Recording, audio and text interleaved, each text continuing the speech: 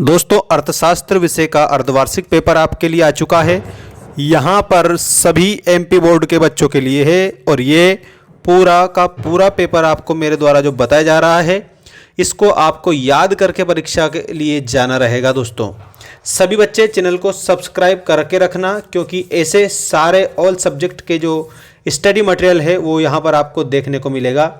दोस्तों इकोनॉमिक्स का आज का ये जो पूरा पेपर है इसको आप अच्छे से लर्न करेंगे, सारे का आंसर मेरे द्वारा यहाँ पर आपको बताया जाएगा। सभी स्टूडेंट्स हमारी वेबसाइट को जरूर विजिट करें और ऐप को इंस्टॉल कर लेना, लिंक मैंने डिस्क्रिप्शन में डाल रखी है आप लोगों के लिए। आइए स्टार्ट करते हैं पहले क्वेश्चन से।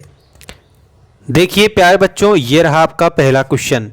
ये सांख्यिकी के जनक के रूप में जाने जाते हैं, मतलब कि आपको ये बताना है कि सांख्यिकी के जनक के रूप में कौन जाने जाते हैं, बाउले, ग्रॉटफ्रॉयड, एकेनवॉल, बोडिंगटन या फिर इनमें से कोई नहीं। तो दोस्तों जो सांख्यिकी के जनक जाने जाते हैं वो है ग्रॉटफ्रॉयड, एकेनवॉल, ये आपका सही उत्तर हो जाएगा।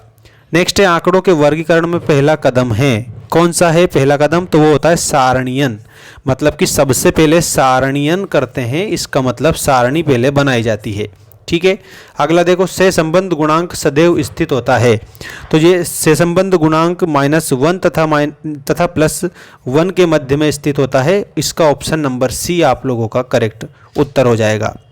इसके बाद में देखेंगे क्वेश्चन नंबर 4 है आपका। इसमें स्वतंत्रता के पूर्व संध्या पर भारतीय अर्थव्यवस्था थी। स्वतंत्रता के पूर्व भारतीय अर्थव्यवस्था किस प्रकार की अर्थव्यवस्था थी? तो इसमें एक तो अविकसित थी और विकसित भी थी, मतलब कह सकते हैं ए और बी दोनों थी। ठीक है, अगला देखिएगा, भारत में आर्थिक सुधार किस वर्ष शुरू किए गए थे?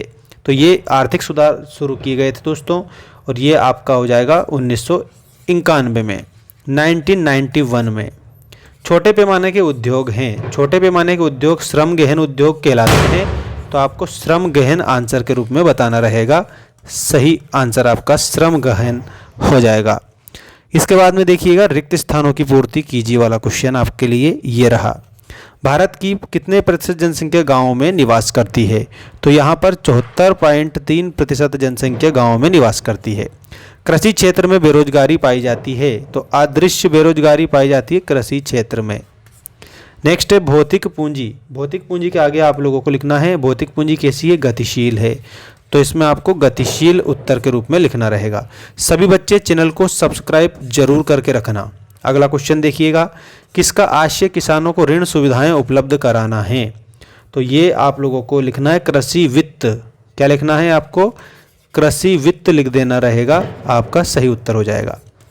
चीन में ग्रेट लीप फॉरवर्ड अभियान सन में शुरू किया गया था, तो ये 1958 में, 1958 में।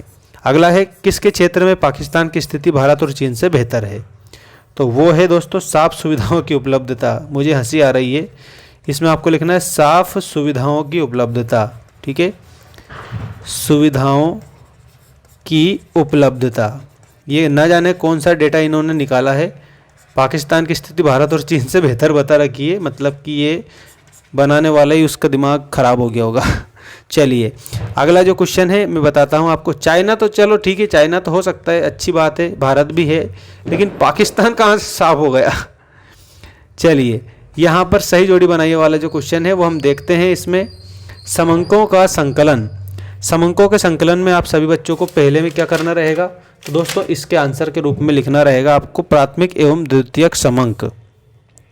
निदर्शन त्रुटि, तो निदर्शन जो त्रुटि है ना, इसके आगे आप लोगों को लिखना है, देखिएगा निदर्शन त्रुटि में आप सभी बच्चों को बनाना रहेगा, और वो हो जाएगा ऑप्शन नंबर पक्षपात त्रुटि। इसमें आपको पक्षपात त्रुटि लिखना रहेगा। ठीक है, समंकों का संकलन में तो आप प्राथमिक द्वितीयक लिखित होगे।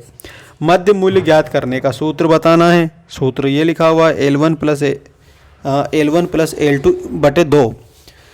माध्यिका का गुण, माध्यिका का जो गुण है इसके रूप में आप सभी स्टूडेंट का ऑप्शन नंबर 1 हो जाएगा।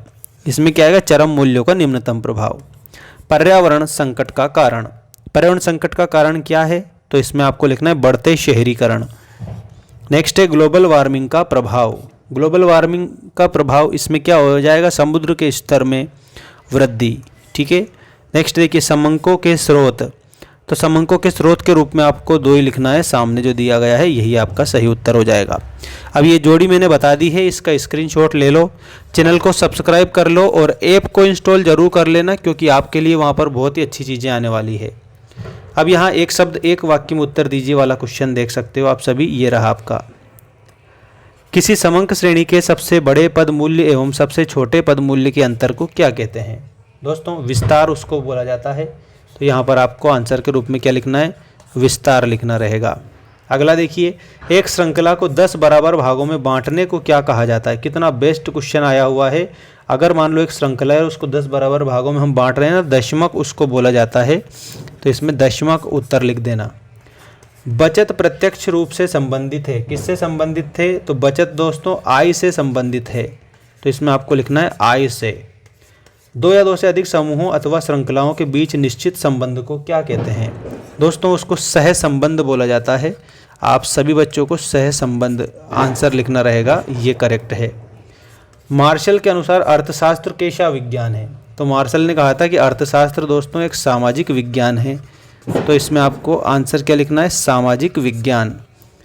एक वचन में सांख्यिकी से क्या आशय है? तो इसमें एक वचन में सांख्यिकी का आशय होता है विधि से। नेक्स्ट है, सौर ऊर्जा का कौन सा विद्युत ऊर्जा का कौन सा स्रोत है? परंपरागत स्रोत है। परंपरागत है, परंपरागत आपका इसमें आंसर हो जाएगा परंपरागत स्रोत, ये सही उत्तर लिख देना। ठीक है, अब स्क्रीनशॉट ले सकते हो बिकॉज मैंने आपके आंसर सारे लिख दिए हैं। सत्य असत्य लिखिए वाला क्वेश्चन देख लीजिएगा सभी बच्चे। पहला है इसमें 3 4 3 5 5 3 2 संख्याओं का बहुलक 5 है। बहुलक का मतलब जो सबसे ज़्यादा बार आता है उसे हम बहुलक कहते हैं। तो बताओ इसमें क्या सही बात है? ये नहीं, असत्य है। इसमें आपको क्या लिखना है? असत्य लिखना है। फिर सत्य क्या है? फिर सत्य 3 है, क्योंकि एक जगह यहाँ पर है, एक जगह यहाँ पर है और एक जगह यहाँ पर है, बल्कि 5 तो सिर्फ 2 ही बार आया हुआ है। तो जो ज़्यादा बार आता है ना उसको बहुलक कहते हैं। सहसंबंध गुणांक सदैव धनात्मक होता है, सदैव धनात्मक नहीं होता है दोस्तों। ठीक है, कभी कभी ऋणात्मक भी हो जाता है, तो इसमें असत्य लिखना। प्रारंभिक शिक्षा के अंतर्गत प्राथमिक तथा मध्य दोनों शिक्षाएं आती है, बिल्कुल सही बात है। प्राथमिक भी आ जाती है, माध्यमिक भी आ जाती है। निर्धनता उन्मूलन के लिए सरकार ने अनेक कार्यक्रम चलाए हैं, बिल्कुल चला रखे हैं, इसमें सही लिखेंगे आप सभी। चीन की तुलना में भारत का मानव विकास सूचकांक उच्च है, असत्य है भैया। चाइना तो बहुत आगे है। ठीक है, भारत से चाइना 20 साल क्या 30 साल आगे है, ये भी मैं बता दूं, इतनी टेक्नोलॉजी है चाइना में। ठीक है, और भारत में तो एक दूसरे से लड़ने से फुर्सत नहीं मिलती है। सांख्यिकी समंक संख्यात्मक समंक होते हैं, तो इसमें आप लोगों को लिखना है सत्य, ये आप लोगों का बिल्कुल सही है। अब मैं आपको नेक्स्ट वीडियो बताऊंगा जिसमें कि और भी इकोनॉमिक्स के क्वेश्चन देखने को आपको मिलेंगे।